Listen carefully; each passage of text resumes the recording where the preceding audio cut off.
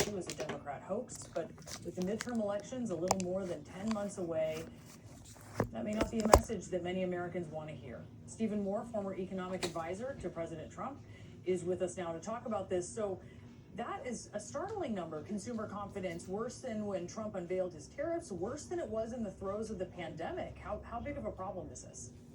Well, there's a perception and a reality on the economy, and certainly the perception has been poor. I mean, Trump has been underwater on the economy now with voters for no matter what poll is taken. And yet, as I look at the facts of the economy, it is a booming economy. The latest report is almost 5.5% growth in the fourth quarter, which is an incredible number. We haven't seen that in recent memory. We've got gas prices down, inflation is headed down to the 2% target. Median family income last year was up $2,500. Those are people in the exact middle, adjusted for inflation. I mean, I could go on and on with the positive elements of this story, and yet, for some reason, Americans aren't feeling the love. And that's a problem for the Republicans. Well, but isn't that because people don't experience the economy, right? They experience their own sort of financial ecosystem in which they personally live. And there are people with a lot of those that are pretty terrible right now. We've got this K-shaped kind of economy. Except that it really, you're right, that's what they're calling it. It's not a K-shaped recovery. I mean, if you look at the census numbers on what happened last year with the economy through December, they're really good. I mean, lower income people had rises in their income, middle income people had rises, and upper income people. So I think one of the things people are kind of focusing on the things that are going up in price, as you know, we all do. You know, if you get steak at the grocery store, that costs a lot. Your health care costs a lot. Ground beef, I mean, let's steak aside, right. Stephen. Ground beef is crazy high. It is. Okay? Yeah, that's what I'm saying. I mean, beef and ground beef and let's get some beans because the ground beef is too high. Okay, and so yeah, the official inflation rate right now is 2.7%, which is still too high, but it's come down a lot. So I guess I'm a little mystified about why people are so angry when we've got an economy that is doing so well. I'm not mystified. Okay. I'll tell you why I'm not mystified, because it had dipped significantly under Biden. Yes. And yet people were still very upset.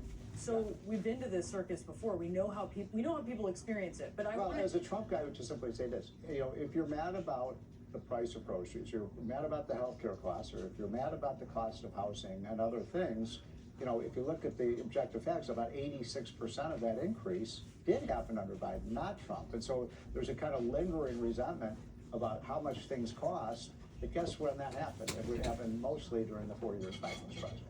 They're very much experiencing a reality, and there's still been a significant increase in cost. I mean, yes, the inflation that they're coming off of this inflation hangover. Yes. But they're still feeling affordability is an issue, and affordability is still a problem. Their incomes are growing faster than inflation, and that's a good sign. They're feeling kind of like this is unrelenting for them. Just look at the polling, right? 3 in 10 Americans from a CNN poll earlier this month.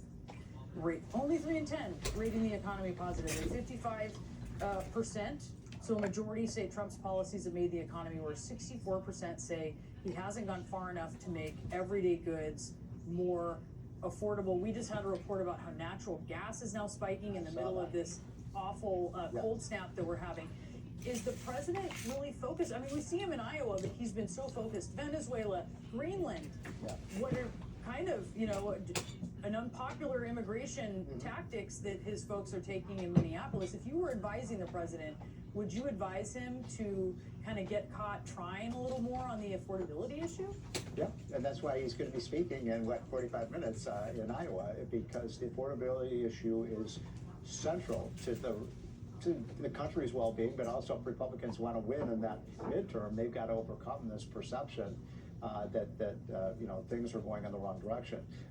As an economist, I can tell you, hey, look, folks, if you look at these things objectively, most of these statistics are. I mean, for example, you just mentioned you just mentioned natural gas prices going up. They've doubled. That's a huge increase, and yet gas prices are very low levels. Filling my gas tank. But like ground beef, like you said, but pork chops. How about that one? Pork chops are going down in price. I'm going to. How about the fact that airline tickets are going down? How about the fact that motels and hotels are going? I mean, a lot of things are falling in price. A lot of things are rising in price. But on average, the CPI says we're still too high, but coming down. Okay, a lot of people Yeah. aren't getting hotel rooms, a lot of people aren't flying, right? A lot of people buying the ground beef. That's just the point I'm making here. Okay, so, we're seeing this sort of, issue that the president is trying to confront. But he's been dealing with this for a while, and he's kind of been denying its existence. So, I do wonder if there are any levers that he can kind of pull. Is there anything he can kind of pull out of his hat today? Well, yeah, and one- say to Americans, okay, we're gonna make a difference right now? One thing he can mention is that the tax cut, the big beautiful tax bill, a lot of people, Americans don't understand that the dividend from that, you're gonna get a bigger paycheck this month because you're gonna have less money withheld from your check. And for the average person, that could be $1,000 or $2,000 this year. So that's gonna be a positive thing for the economy. He's suspended some of these tariffs, which is, as you know, I'm not a big tariff guy, but if the tariffs come down, hopefully that will bring prices down as well. Look, we went up to 9.2% inflation under Biden. It takes a long time to drain that out of the system.